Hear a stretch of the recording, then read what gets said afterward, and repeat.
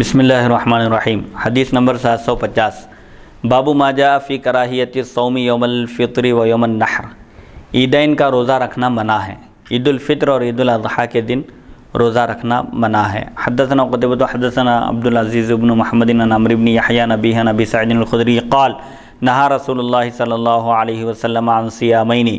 صیام یوم الاضحیٰ و یوم الفطر وفی الباب عن عمرو بن علی وعائشة وابی ہریرہ عن عمر وعلی وعائشة وابی ہریرہ وعقبۃ بن عامر وانس قال ویسا حدیث ابی سعید حدیث حسن صحیح والعمل علیہ عند اہل العلم قال ویسا وعمر بن یحییٰ هو ابن عمارة بن ابی الحسن المازنی المدینی وهو ثقۃ روى عنہ سفیان الثوری وشعبۃ ومالک بن انس۔ حضرت ابو سعید خدری رضی اللہ عنہ سے روایت نبی کریم صلی اللہ علیہ وسلم نے دو دنوں یعنی عید الفطر اور عید الاضحیٰ میں روزہ رکھنے سے منع فرمایا۔ اس باب میں حضرت عمر، علی، عائشہ، ابو ہریرہ، عقبہ بن عامر اور انس رضی اللہ عنہم سے بھی روایت مذکور ہیں۔ امام ترمذی فرماتے ہیں ابو سعید خدری رضی اللہ عنہ کی حدیث درجے کے اعتبار سے حسن صحیح ہے اور علماء کا اس پر عمل ہے۔ امام ترمذی فرماتے ہیں عمر بن یحییٰ سے مراد ابن عمارہ بن ابو الحسن مازنی مدینی ہیں اور وہ محدثین کے پاس ثقہ ہیں۔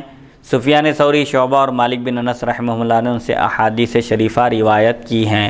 بہرحال سال میں جملہ 5 دن ایسے ہیں جن میں روزہ رکھنا حرام ہے۔ وہ 5 دن، پہلا دن عید الفطر کا ہے یکم شوال، اور بقیہ 4 دن عید الاضحیٰ کے ہیں 10 ذی الحج، 11، 12، 13۔ یہ ایام تشریق کہلاتے ہیں، ان میں روزہ رکھنا حرام ہے۔ ان 5 دنوں کو چھوڑ کر آدمی سال کے 12 مہینے میں جس دن چاہے روزہ رکھ سکتا ہے۔ حدیث نمبر 751، حدثنا محمد بن عبد الملک بن ابی الشوارب حدثنا یزید بن الزریع حدثنا معمر عن الزہری عن ابی عبید مولی عبد الرحمن بن عوف قال شہدت عمر بن الخطاب فی یوم نحر بدأ بالصلاة قبل الخطبة ثم قال سمعت رسول اللہ صلی اللہ علیہ وسلم ینہى عن صوم هذین الیومین اما یوم الفطر ففطرکم من صومکم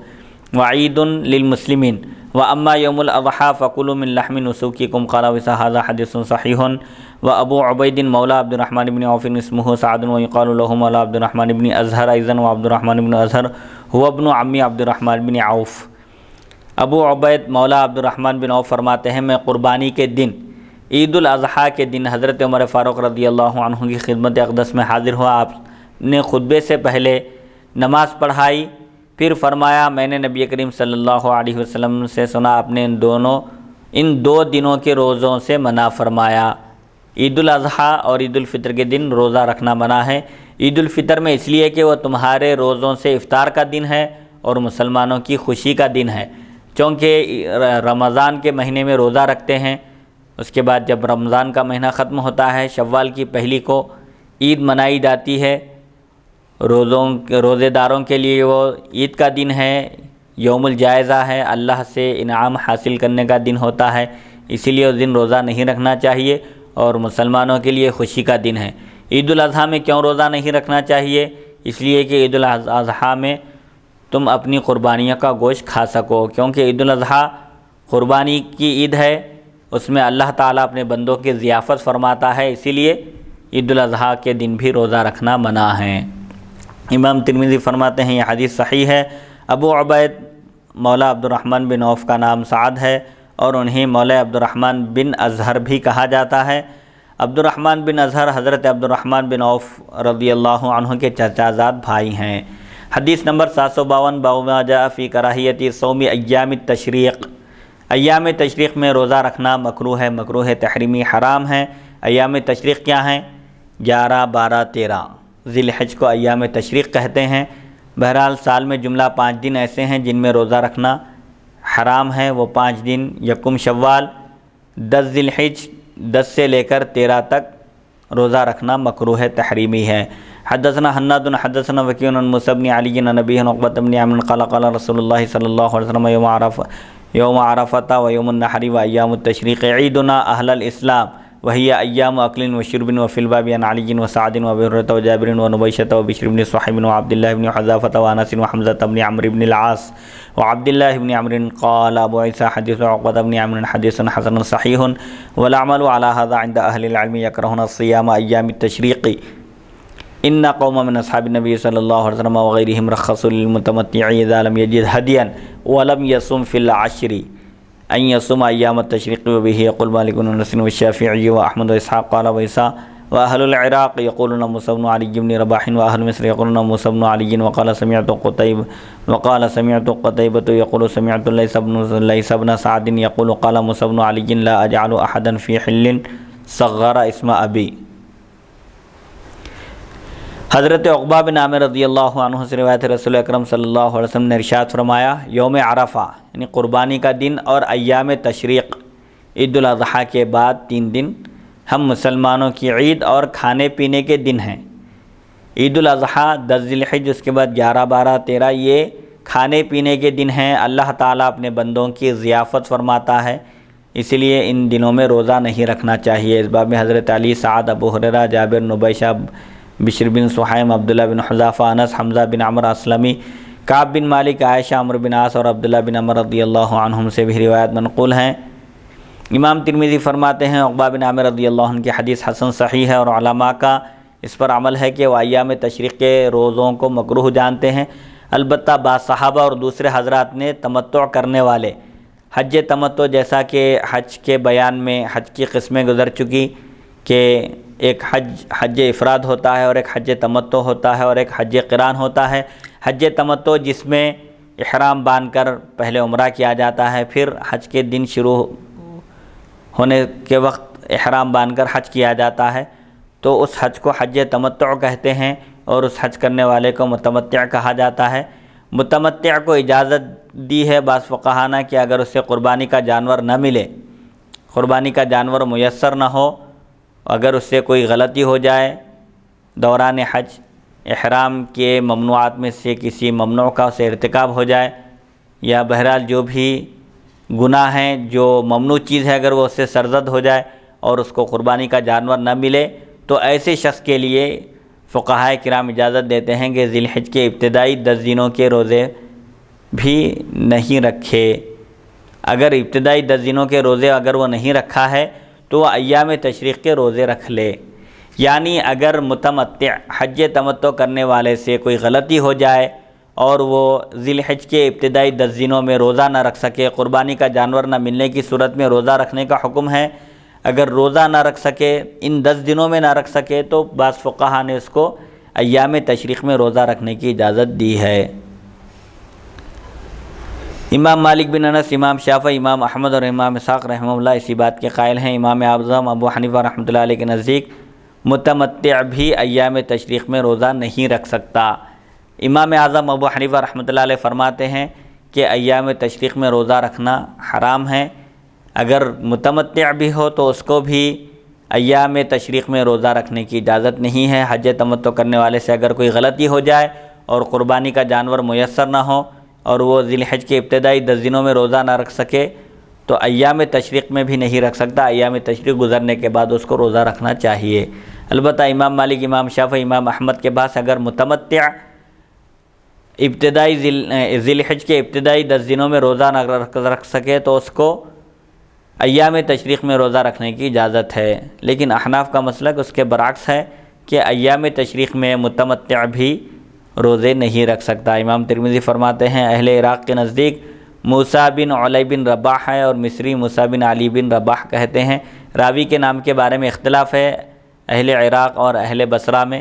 اہل مصر میں اس کو ذکر کر رہے ہیں امام ترمذی فرماتے ہیں میں نے قتیبہ سے سنا، انہوں نے لیث بن سعد کے واسطے سے موسیٰ بن علی کا قول نقل کیا کہ میں کسی کے لیے جائز نہیں سمجھتا کہ وہ میرے والد کے نام کی تصغیر کرے۔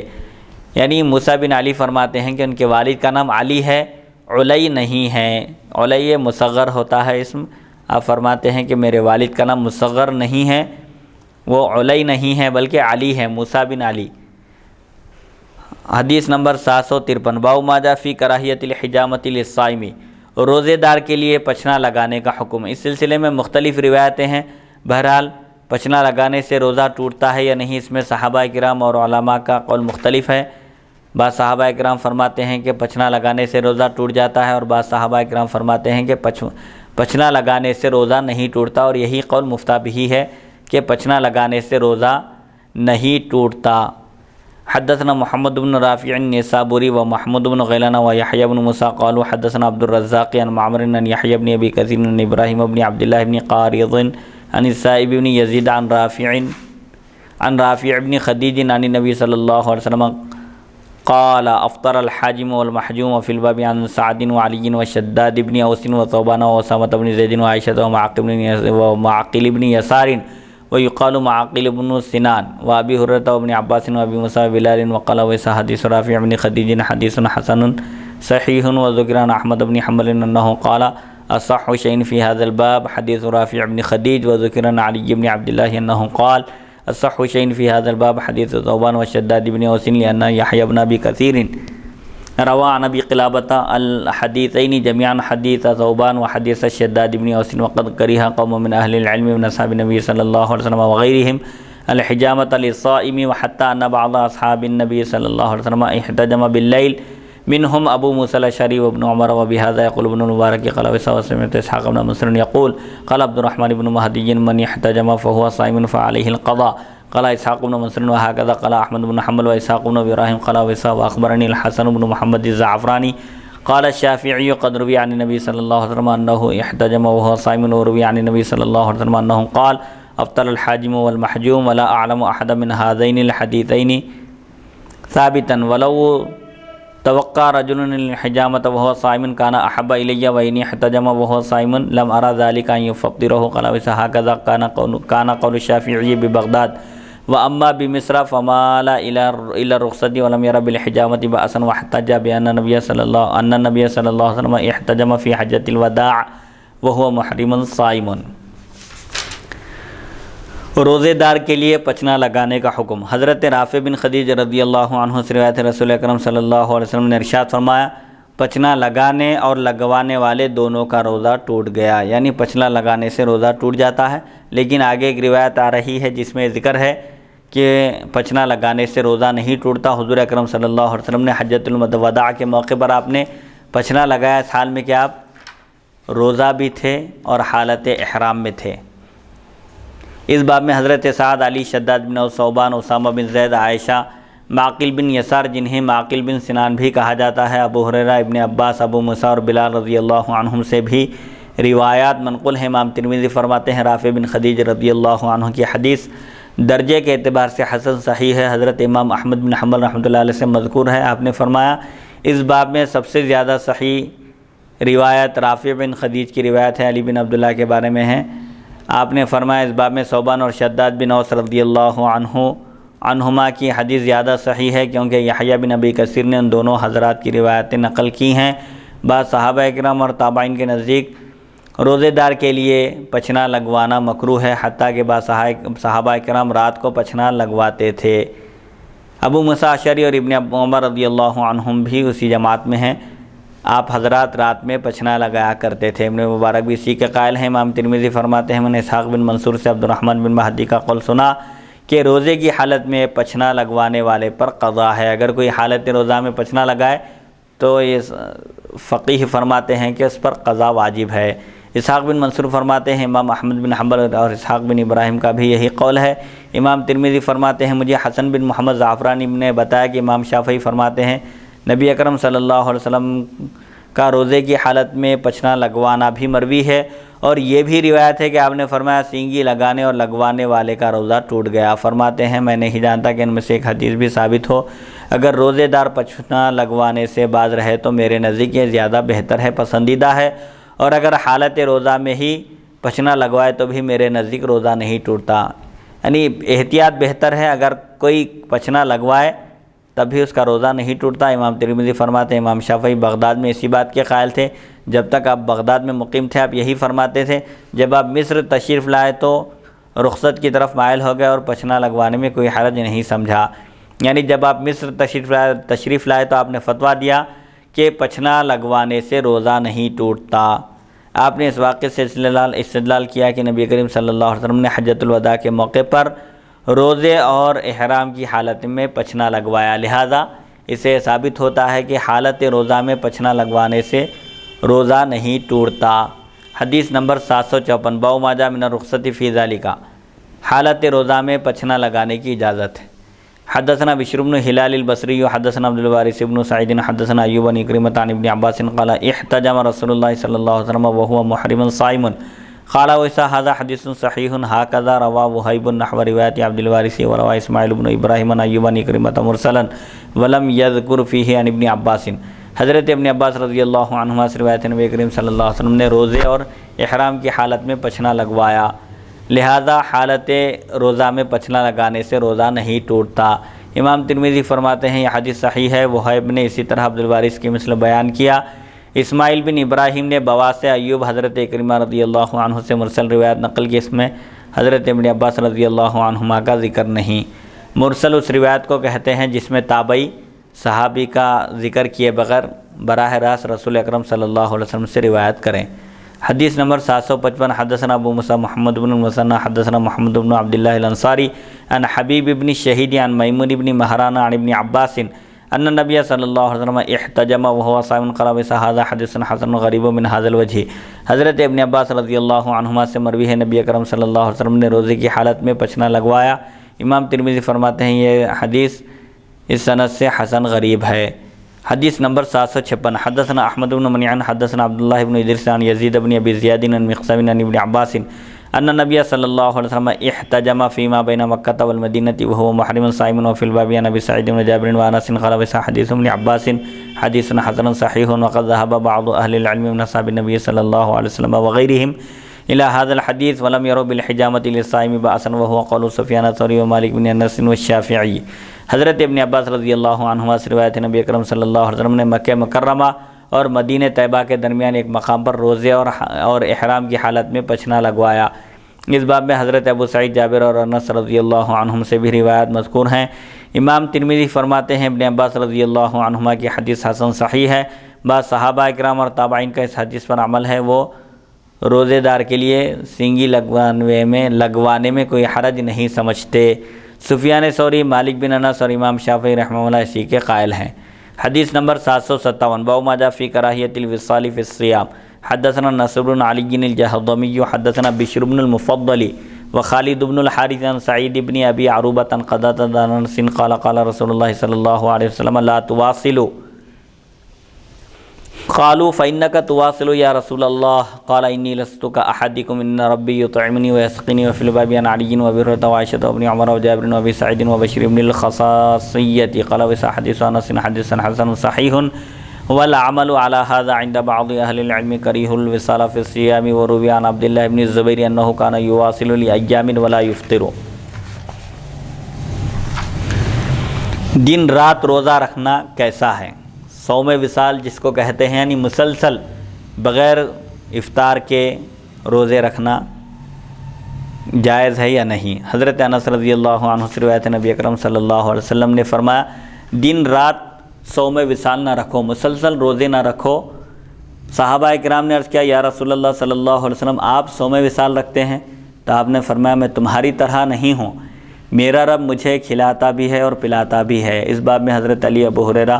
عائشہ ابن عمر، جابر اور ابو سعید اور بشیر بن خصاصیہ رضی اللہ عنہم سے بھی روایت منقول ہیں۔ امام ترمذی فرماتے ہیں انس رضی اللہ عنہ کی حدیث حسن صحیح ہے، اور بعض علماء کا اس پر عمل ہے کہ ان کے نزدیک صوم وصال یعنی دن رات بغیر افطار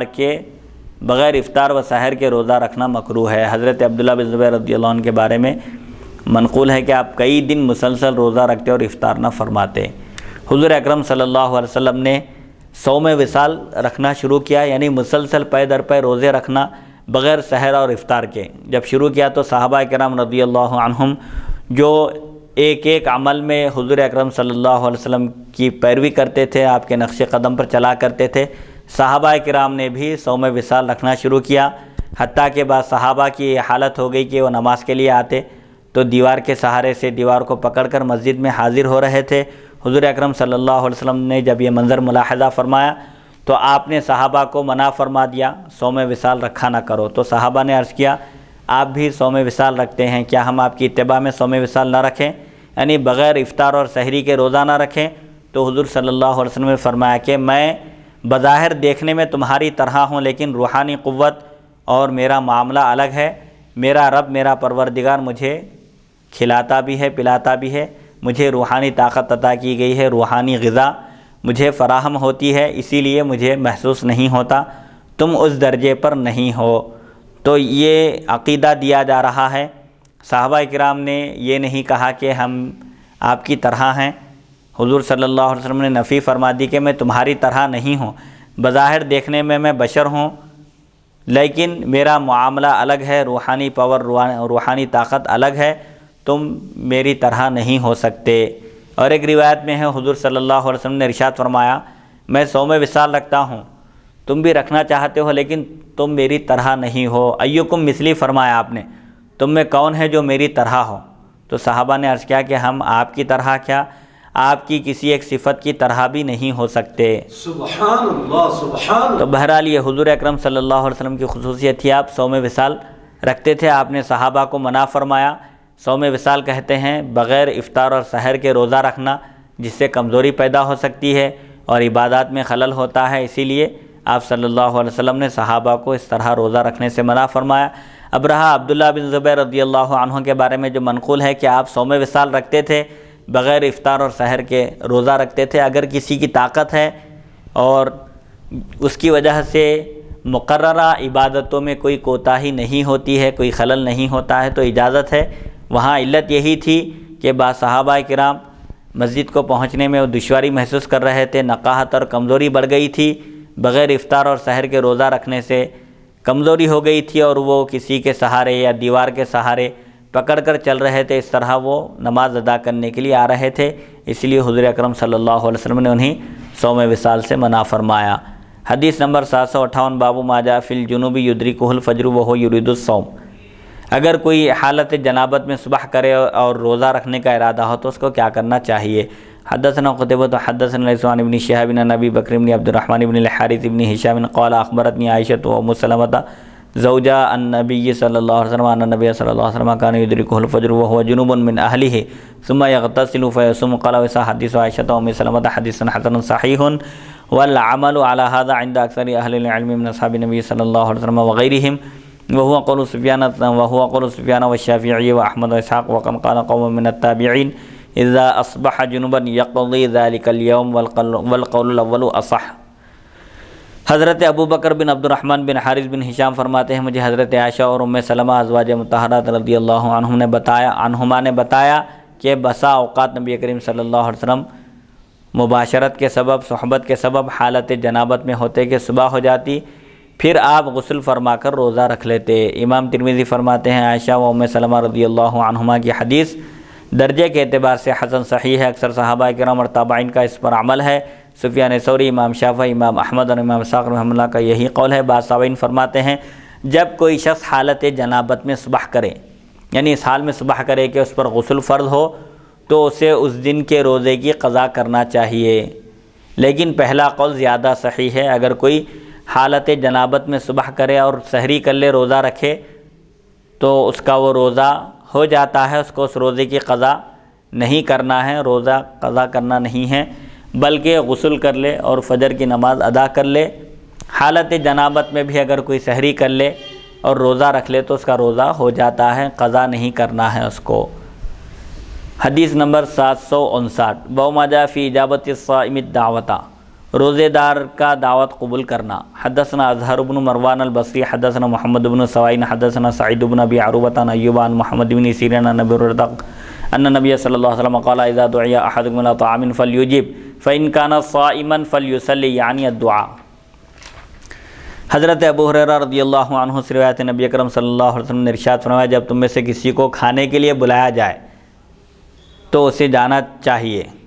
اگر روزے سے ہو تو محض دعا مانگ لے، یعنی اگر کسی کو دعوت دی جائے تو دعوت قبول کرنا سنت ہے، اگر روزے کی حالت میں نہ ہو تو دعوت میں چلا جائے اور کھانا تناول کرے، اور اگر حالت روزہ میں ہو اور دعوت دینے والے کو معلوم نہ ہو تو روزے دار کو چاہیے کہ وہ دعوت میں شریک ہو اور صرف دعا کرے، یعنی دعوت دینے والے کے حق میں برکت کی دعا کرے اور روزہ نہ توڑے۔ فرض روزہ تو قطعاً نہیں توڑا جا سکتا، نفل روزہ اگر شدید ضرورت ہو تو روزہ توڑنے کی اجازت ہے، لیکن بہتر یہ ہے کہ نفل روزہ بھی ہو تو نہ توڑے، کیونکہ نفل روزہ بھی رکھنے کے بعد فرض ہو جاتا ہے، اگر توڑ دے تو پھر اس کی قضا لازم ہے۔ حدیث نمبر 760 حدثنا نصر بن علی حدثنا سفیان بن عیینہ عن ابی الزناد عن الاعرج عن ابی هريرة عن النبي صلی اللہ علیہ وسلم قال اذا دعی احدکم وهو صائم فليقل انی صائم قال وصف كلا الحديثين في هذا الباب عن ابی هريرة حسن صحیح۔ حضرت ابو ہریرہ رضی اللہ عنہ سے روایت رسول اکرم صلی اللہ علیہ وسلم نے ارشاد فرمایا اگر تم میں سے کسی کو کھانے کی دعوت دی جائے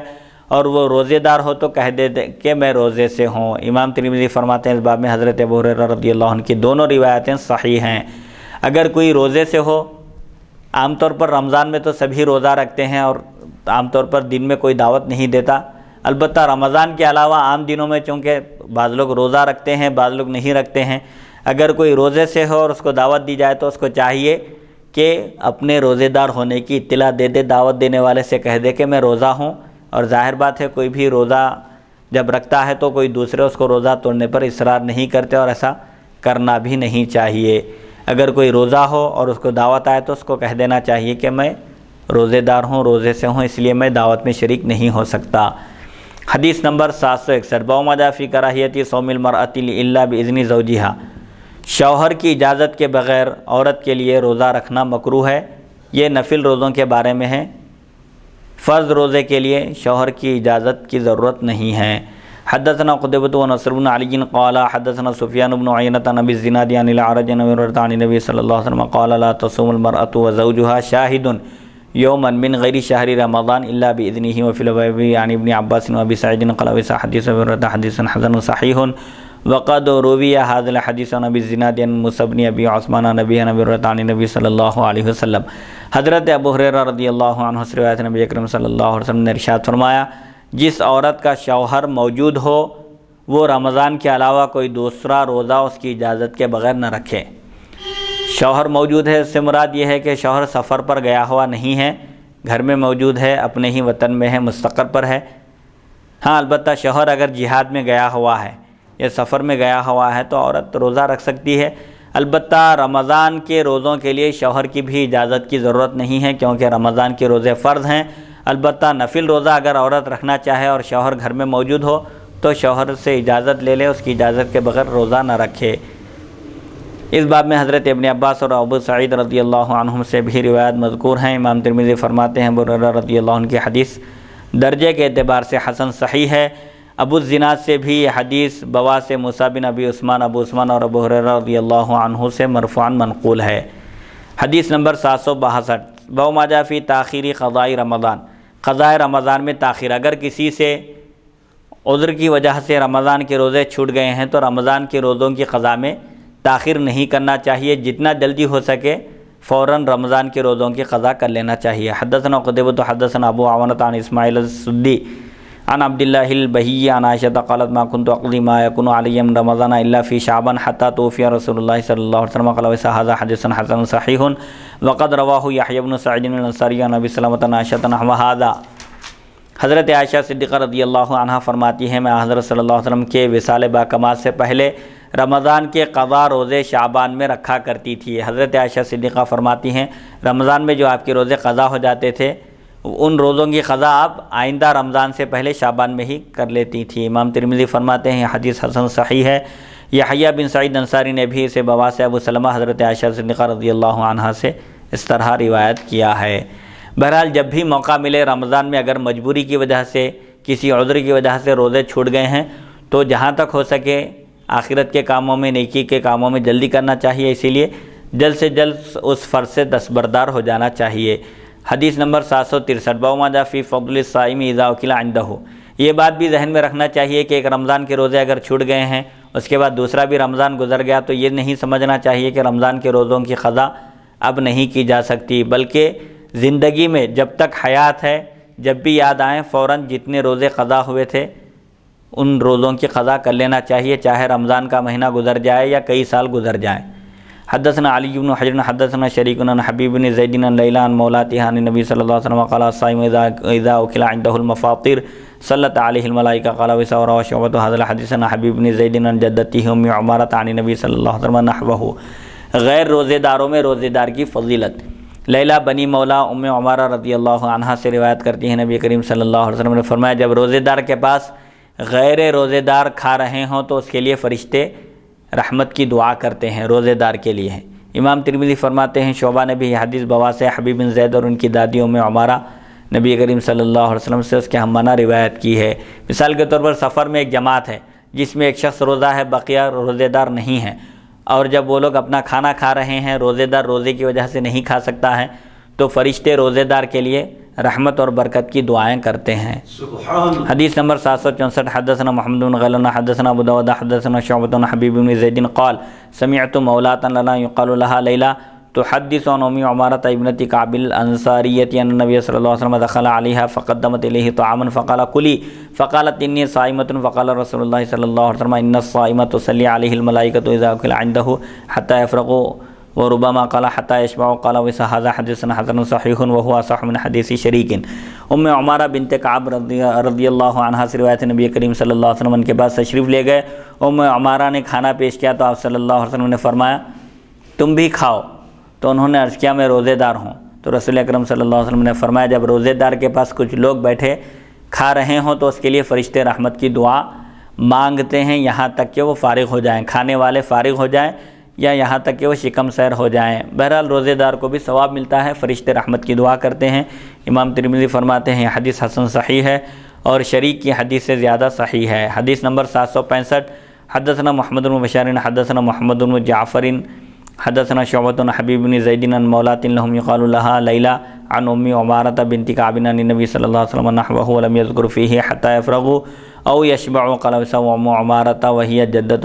جدۃ حبیب بن زید الانصاری۔ ام عمارہ بنت کعب سے ایک دوسری روایت میں اسی کے مثل مرفوعاً مروی ہے لیکن اس میں فارغ ہونے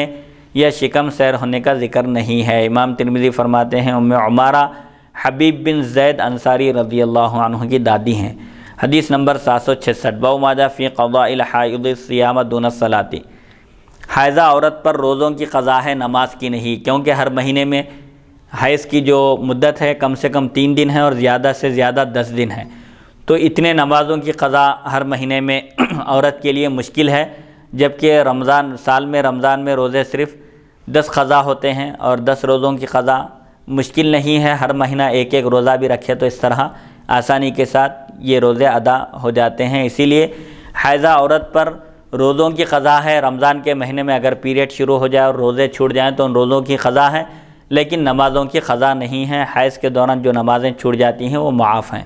حدثنا علی بن حجر حدثنا علی بن مسیر عن عبیدۃ عن ابراہیم عن الاسود عن عائشہ قالت كنا نحيض عند رسول الله صلی اللہ علیہ وسلم ثم نطهر فيأمرنا بقضاء الصيام ولا يأمرنا بقضاء الصلاة قال هذا حديث حسن وقد روي عن معاذة عن عائشة ايضا والعمل على هذا عند اهل العلم لا نعلم بينهم اختلافا في ان الحائض تقضي الصيام ولا تقضي الصلاة قال ابو عيسى وعبيدة هو ابن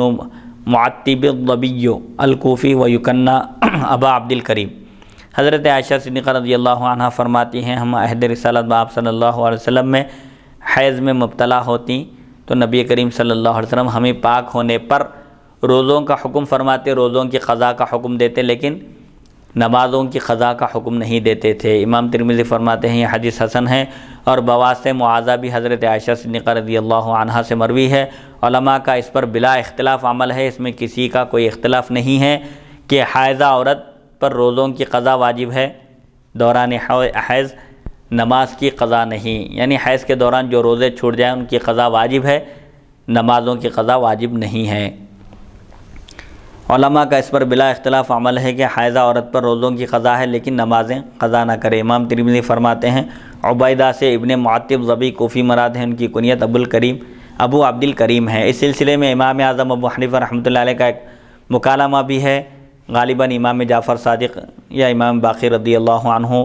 کو غلط باور کرایا گیا تھا کہ امام اعظم ابو حنیفہ رحمۃ اللہ علیہ آپ کے جد امجد کے اقوال کو چھوڑ کر رائے اور قیاس پر عمل کرتے ہیں۔ جب امام اعظم ابو حنیفہ سے روبرو جب آپ کا سامنا ہوا، ملاقات ہوئی اور آپ نے کہا کہ آپ ہی وہ شخص ہیں جو میرے جد امجد کی مخالفت کرتے ہیں، تو امام اعظم ابو حنیفہ رحمۃ اللہ علیہ نے عرض کیا کہ آپ کو غلط فہمی ہوئی ہے، آپ کو غلط باور کرایا گیا ہے، آپ آل نبی سے تعلق رکھتے ہیں، آپ کا احترام ہم پر واجب ہے، آپ تشریف رکھیے، آپ کو جو غلط فہمی ہوئی ہے میں اس کا ازالہ کروں گا۔ چنانچہ آپ نے چند مسائل پیش کیے، ان میں سے ایک مسئلہ یہ بھی تھا کہ آپ نے پوچھا کہ نماز افضل ہے یا روزہ، تو حضرت امام باقر غالباً امام باقر ہیں فرماتے ہیں کہ نماز افضل ہے، تو آپ نے فرمایا اگر میں قیاس کرتا، پھر آپ نے یہ مسئلہ بیان کیا کہ حائضہ عورت پر نماز کی قضا واجب ہے، حیض کے دوران جو نماز چھوٹ جائے اس کی قضا واجب ہے یا روزوں کی؟ تو آپ نے فرمایا کہ روزوں کی قضا واجب ہے، نماز کی نہیں۔ تو امام اعظم نے فرمایا اگر میں آپ کے جد امجد کی مخالفت کرتا اور رائے اور قیاس کے ذریعے اگر فیصلہ کرتا تو میں یہ کہتا تھا چونکہ نماز روزے سے افضل ہے، لہٰذا حائضہ عورت دوران حیض جو نمازیں چھوٹ گئی ہیں نماز کی قضا کرے، روزے کی نہیں۔ حالانکہ قیاس اور عقل کا تقاضا تو یہی ہے کہ جو چیز افضل ہے اس کی قضا کی جائے، نماز چونکہ روزے کے مقابلے میں افضل ہے، لیکن چونکہ حدیث شریف میں وارد ہے حضور اکرم صلی اللہ علیہ وسلم نے روزے کی قضا کا حکم ارشاد فرمایا، نماز کی قضا کا نہیں، اسی لیے میں روزے کی قضا کا حکم دیا، نماز کی قضا کا نہیں۔ اگر میں رائے اور قیاس پر عمل کرتا تو میں یہ کہتا تھا۔ تو حضرت امام باقر رضی اللہ عنہ کے سامنے جب آپ نے چند مسائل پیش کیے اور ان کے جواب طلب کیے اور پھر آپ نے وضاحت فرمائی تو امام باقر رضی اللہ عنہ نے خوشنودی کا اظہار فرمایا اور آگے بڑھ کر آپ کی پیشانی چوم لی۔ بہرحال فقہ حنفی دراصل قرآن اور حدیث کا نچوڑ اور خلاصہ ہے، یہ مخالف قرآن اور حدیث نہیں ہے، بالکل عین مطابق کتاب و سنت ہے۔ اللہ تعالیٰ سے دعا ہے کہ وہ ہم کو سننے اور سنانے سے زیادہ احکام شریعت پر عمل کرنے کی توفیق عطا فرمائے۔ وصلی اللہ تعالیٰ علی خیر خلقہ سیدنا محمد و آلہ و صحبہ اجمعین والحمد للہ رب العالمین۔